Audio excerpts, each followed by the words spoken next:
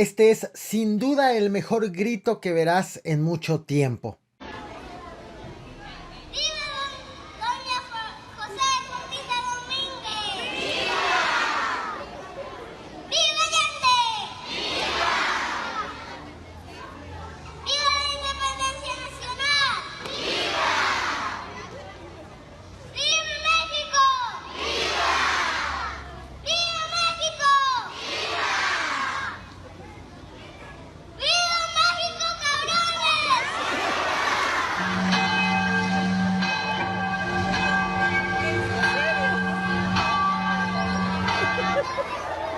Bienvenidos al Capo Explica, ¡comenzamos!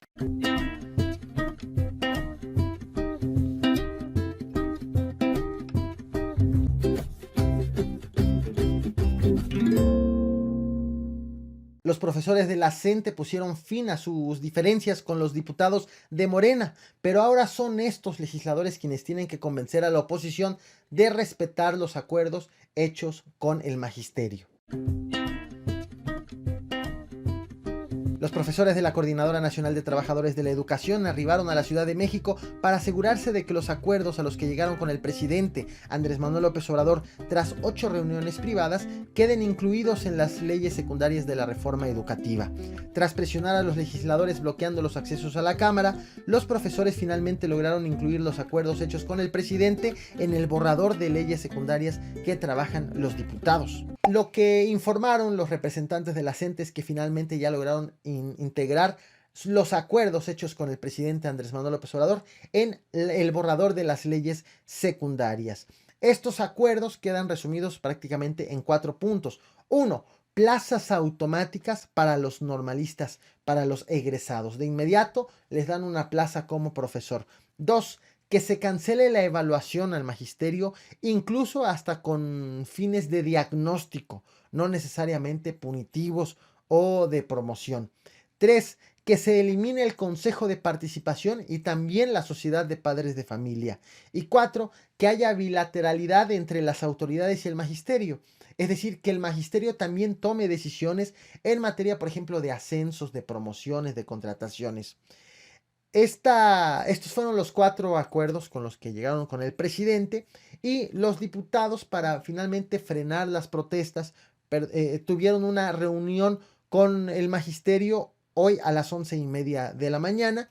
Los profesores salieron sí contentos de haber llegado al acuerdo, pero dijeron que no estaban del todo satisfechos, ya que consideran que pudieron haber ganado más en esas negociaciones. Pero aún así consideran que ya ganó la educación con el acuerdo al que llegaron ya con los legisladores.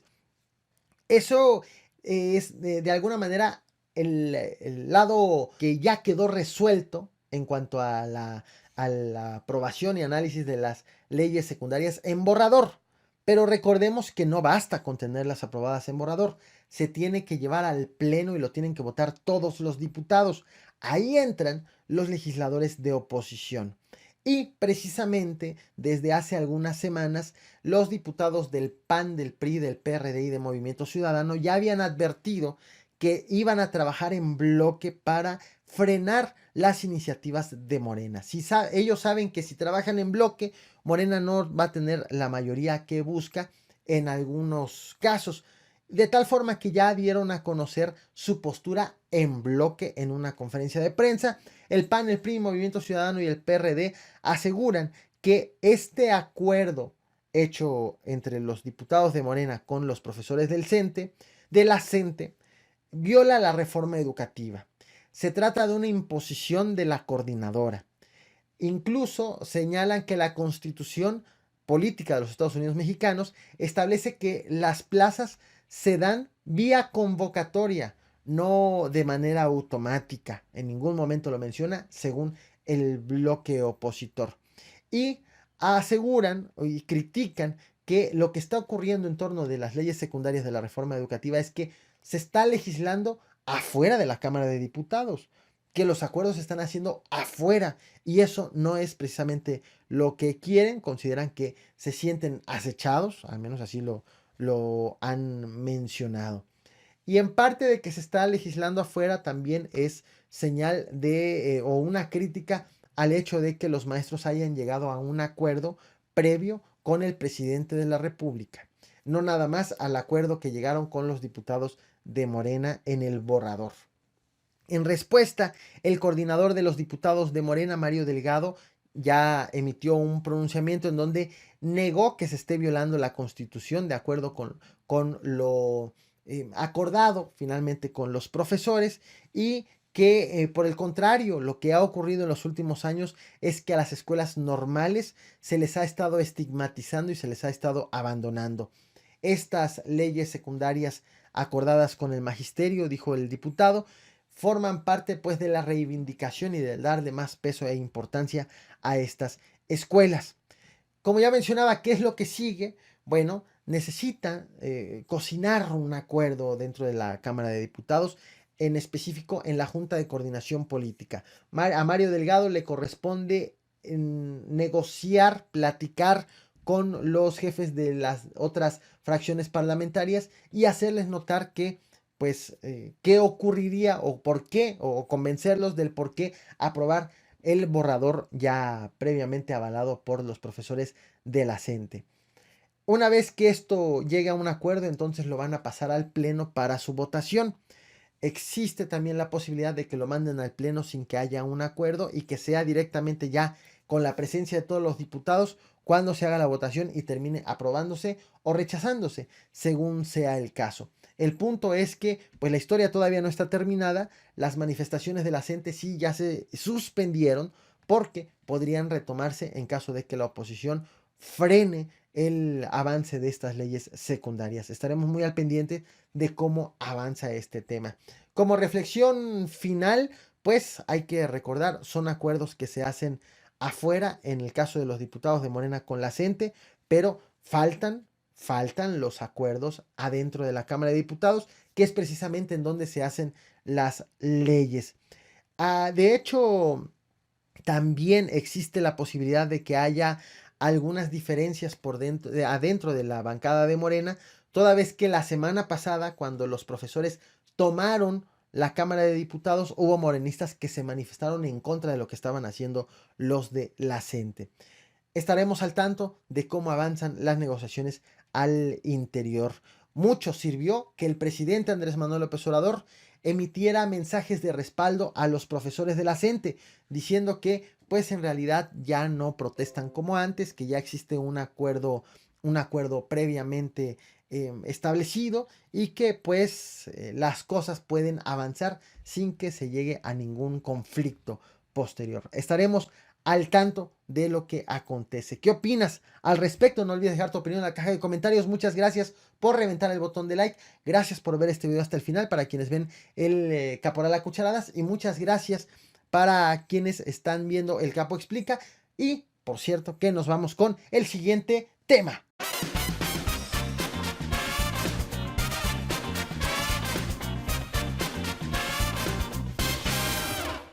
Los senadores de Morena hicieron un extrañamiento al gobernador de Tamaulipas, Francisco Javier García Cabeza de Vaca, por las 8 ejecuciones extrajudiciales cometidas en Nuevo Laredo el 5 de septiembre, presuntamente a cargo de policías estatales. También pidieron a la Fiscalía General de la República que atraiga el caso para que no sea investigado por las autoridades tamaulipecas.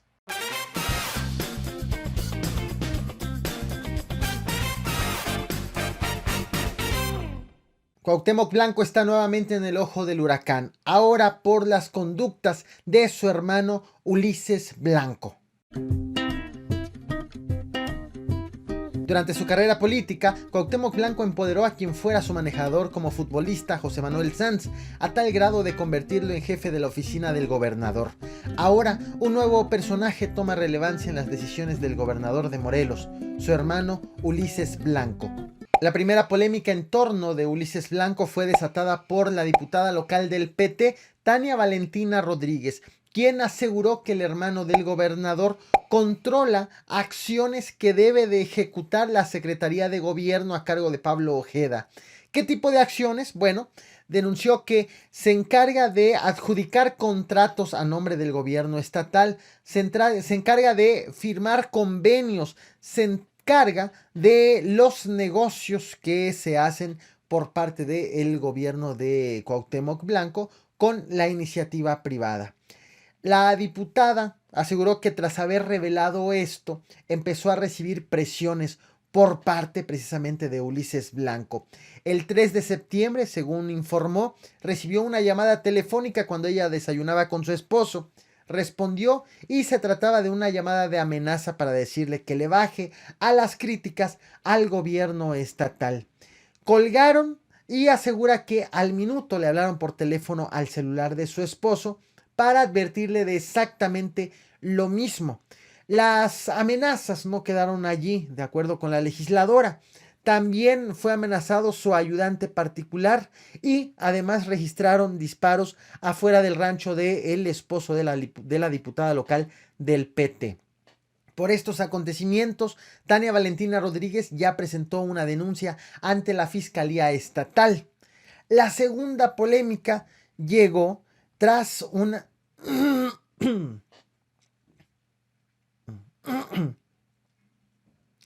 La segunda polémica llegó en las reuniones de seguridad matutinas. Esas reuniones que se hacen a temprana hora de manera simultánea que el presidente Andrés Manuel López Obrador se reúne con su gabinete de seguridad a las 6 de la mañana. Recordemos que este ejercicio que hace el presidente de la República se replica en cada una de las entidades federativas, porque precisamente de estas reuniones en cada estado se envía un reporte al presidente de la República sobre cuál es el balance en materia de inseguridad. De tal forma que a estas reuniones de seguridad deben de acudir representantes del gobierno estatal en cuestión, así como representantes del gobierno federal, un representante de Andrés Manuel López Obrador. Sin embargo, aunque en estas reuniones se planean las estrategias de combate a la delincuencia, el pasado 11 de septiembre se registró la asistencia del hermano de Cuauhtémoc Blanco, de Ulises Blanco, a esta reunión, pese a que Ulises Blanco no tiene ni un cargo en el gobierno estatal. Una de las también denuncias que se hacen en las reuniones de seguridad que se realizan en Morelos es las inasistencias frecuentes que tiene Cuauhtémoc Blanco, por lo cual va a su nombre su jefe de oficina, José Manuel Sanz. Pero finalmente fue registrada la asistencia del hermano, lo cual molestó a los militares que asistieron a la reunión, porque pues el hermano, sin ser servidor público, se está enterando de temas delicados del gobierno estatal. La tercera polémica vino también protagonizada por la diputada del PT, diputada local Tania Valentina Rodríguez, quien aseguró el pasado fin de semana que el hermano de Cuauhtémoc Blanco se encuentra obstruyendo los trabajos en el Congreso local. De tal forma que, por ser muy amigo del presidente de la mesa directiva de la Cámara de Diputados local, el diputado del PES, Alfonso de Jesús Sotelo Martínez, Ulises Blanco le recomienda, le sugiere que aplace las sesiones legislativas, pero que también que convoque a las reuniones de la Junta Política de Gobierno sin citar a la diputada Tania Valentina, quien es la que preside estas reuniones. Ya han empezado precisamente las polémicas por considerar que las reuniones sin la presencia y sin que sea citada su presidenta, pues deben quedar invalidadas. Lo que señala la diputada del PT es que en realidad lo que hay de fondo es un intento de destituirla de la presidencia de la Junta Política de Gobierno. Y además ha registrado la asistencia de Ulises Blanco, del hermano del gobernador, a las sesiones legislativas en donde se tratan temas internos de política interna en el estado de Morelos, en donde pues prácticamente tienen que estar únicamente presentes los diputados que discuten los temas en cuestión. Parte precisamente de estos señalamientos es que circula esta fotografía en donde en efecto se ve al hermano de Cuauhtémoc Blanco en el recinto legislativo. Cuando se le aborda, asegura la diputada, y se le pregunta el por qué se encuentra en la Cámara de Diputados, él responde que es asesor del gobernador. Como reflexión final, el estado de Morelos se encuentra sumergido en un problema serio de inseguridad. Hace algunos días le dediqué un video de cómo el gobierno de Cuauhtémoc Blanco ha fallado en el combate de la inseguridad y por el contrario, los índices delictivos, sobre todo los delitos de alto impacto, han ido al alza. Esto se ha vuelto más alarmante al enterarnos que una persona ajena al gobierno estatal se encuentra realizando labores que no le corresponden y peor aún, labores en donde se trata información que debería de ser confidencial, información delicada, precisamente relacionada con el tema de la inseguridad principalmente. No hay respuesta de parte del gobernador de Morelos y pues las prácticas continúan por parte del hermano. Estaremos muy al pendiente del terreno que vaya ganando Ulises Bravo y pues desde qué trinchera lo va haciendo o bajo qué nombre o qué justificación. Y obviamente estaremos al pendiente de los resultados que arroje el gobierno de Cuauhtémoc Blanco, independientemente de con quién colabora, de quién lo asesora, de quién lo apoya. Números, resultados son resultados y pues estaremos al tanto de esas evaluaciones. ¿Qué opinas al respecto? No olvides dejar tu opinión en la caja de comentarios. Muchas gracias por reventar el botón de like. Gracias por ver este video hasta el final para quienes ven el Caporal a cucharadas y quienes están viendo el Capo Explica. Vamos con el siguiente tema.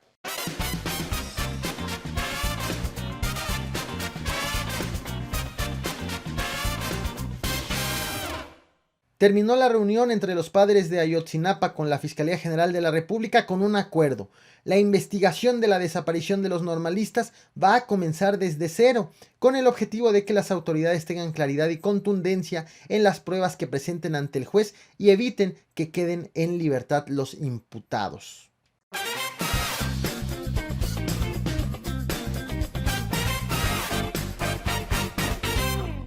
Varias decenas de piezas arqueológicas provenientes de las culturas teotihuacana, maya y olmeca fueron subastadas en París a pesar de la resistencia y la condena del gobierno mexicano.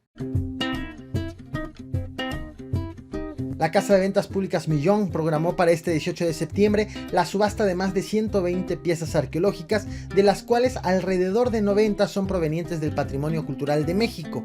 Tras detectar la realización del evento, el Instituto Nacional de Antropología e Historia presentó una denuncia y a la par, la Fiscalía General de la República pidió al Ministerio de Justicia francés frenar la subasta. Sin embargo, esta se concretó con ingresos de 1.200.000 euros. Fue el pasado 27 de agosto cuando el Instituto Nacional de Antropología e Historia se enteró de esta subasta que se iba a realizar según estaba programado en un hotel parisino.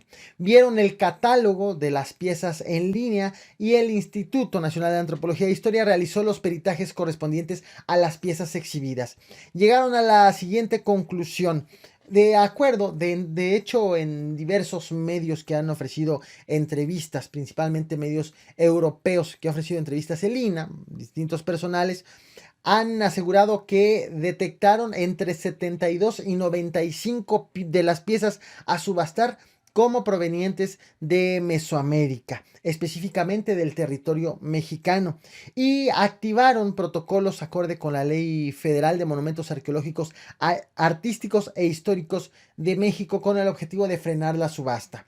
Este protocolo o estos protocolos establecen que los bienes culturales son inalienables, de tal forma que el embajador de México en Francia, Juan Manuel Gómez Robledo, ofreció una conferencia de prensa ayer y también la estuvo emitiendo diversas posturas a medios de comunicación durante la celebración de esta subasta, en donde detalló cómo fue que reaccionaron también. Dijo que el INAH ya presentó una denuncia, que también la Fiscalía General de la República hizo una petición al Ministerio de Justicia francés, que en el marco de la Convención de Cooperación Judicial en materia penal que tiene en México con Francia, pues se está pidiendo o se pidió en su momento que se frene la subasta y que además enviaron una alerta a la División del Patrimonio de la UNESCO. El riesgo de la realización de esta subasta, según considera el INAH, es que se fomenta el saqueo, se fomenta el tráfico ilícito y las falsificaciones. De hecho, la Coordinadora Nacional de Asuntos Jurídicos del INAH, María Villarreal Escárrega, dijo que en los peritajes que realizaron de los artículos que fueron subastados, encontraron que 20 de las piezas son consideradas como falsas. La subasta se realizó a cargo de la casa de ventas públicas Million y se hizo en el Hotel Drouot en París.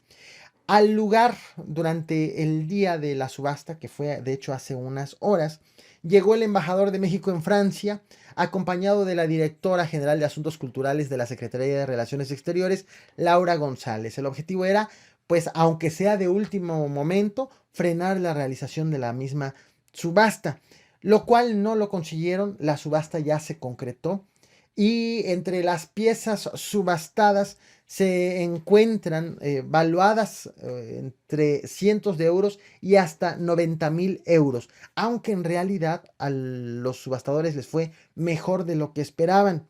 Entre las piezas a subastar había figurillas de piedra, placas de jade, piedras talladas, cerámicas policromadas. Como piezas ya específicas estaba el adorno de un chamán, valuado entre 70,000 y 90,000 euros. Otra de las piezas subastadas fue una coatlicue que data de entre 1400 y 1520.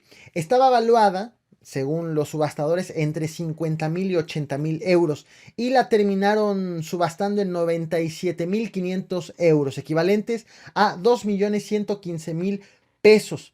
La figura, la pieza arqueológica más cara, con la que se subastó a un mayor precio, fue Chalchihuitlicue, que data de entre 1350 y 1520 y estaba valuada, se disparó impresionantemente el precio.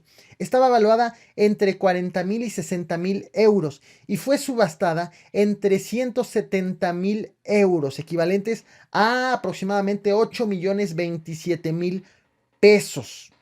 También estuvo un vaso cilindro maya que data de entre los años 600 y 900 con un precio de salida de 4,000 euros y un fragmento de una máscara que data de los años 400, entre 450 y 650 y valuada la máscara entre 8,000 y 12,000 euros. Los dueños fueron identificados abiertamente en la casa de subastas como Manichac y Jean Aurans. Es una pareja coleccionista francesa.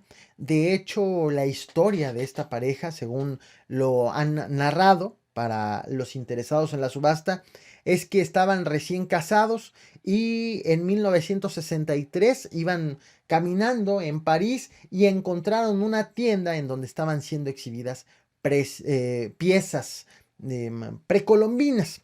De tal forma que ellos, reconociendo que eran inexpertos del tema, consideraron que las piezas eran hermosas, dignas de un museo y decidieron comprarlas.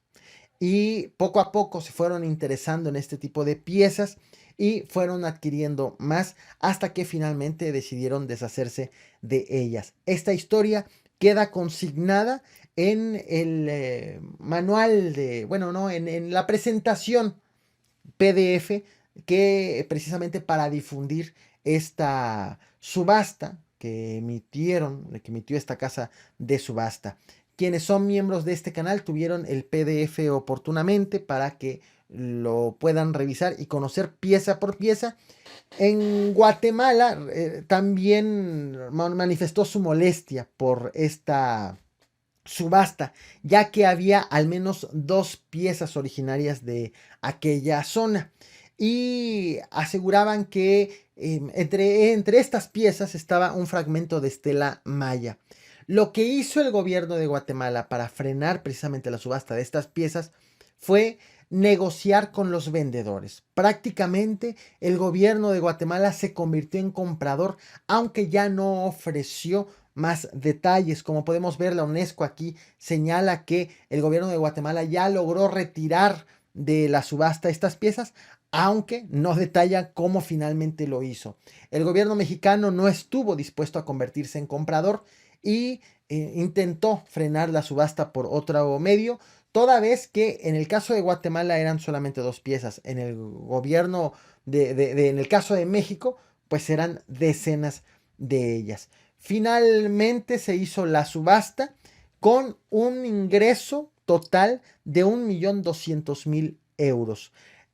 Respecto de los comunicados y los pronunciamientos del gobierno mexicano, la Casa Millón, que organizó la subasta, dijo que pues de entrada fue una operación supervisada por la Oficina Central de Bienes Culturales de Francia, supervisada también por el Servicio de Aduanas, con el objetivo de que se controle la regularidad de estas transacciones. Y literal respondió: no corresponde juzgar la historia ni legitimidad de reivindicaciones ni la moral en general, más allá del prisma de un marco estrictamente jurídico. Dicho de otro modo, a la casa de ventas, la casa de subasta, le importaba solamente que las cosas se hicieran por la vía legal sin entrar en complicaciones del deber ser, del si debía o no vender estas piezas arqueológicas. Finalmente, esto concluyó de esta forma. Como reflexión final destaco, esta es la triste realidad de el mercado que hay detrás de este tipo de piezas, con un gran valor histórico. Como pudimos ver, la advertencia se hizo con anticipación. Hubo una omisión de parte de quienes forman parte de este negocio, y finalmente la conclusión fue un negociazo con unos ingresos de 1.200.000 euros. Es triste, se antepone el negocio por encima del interés de los ciudadanos y de todo el mundo por conocer más de nuestra historia. Lamentable lo acontecido. Comparto a continuación la presentación que detalla precisamente todas esas piezas que fueron puestas a subasta, para que, por si lo quieren conocer a detalle, pues ahí le vayan poniendo pausa y vayan leyendo las características. Muchas gracias por reventar el botón de like. Gracias por ver este video hasta el final, tanto para quienes ven el Caporal a cucharadas como para quienes están viendo el Capo Explica. Dejo corriendo la presentación. Gracias por reventar el botón de like.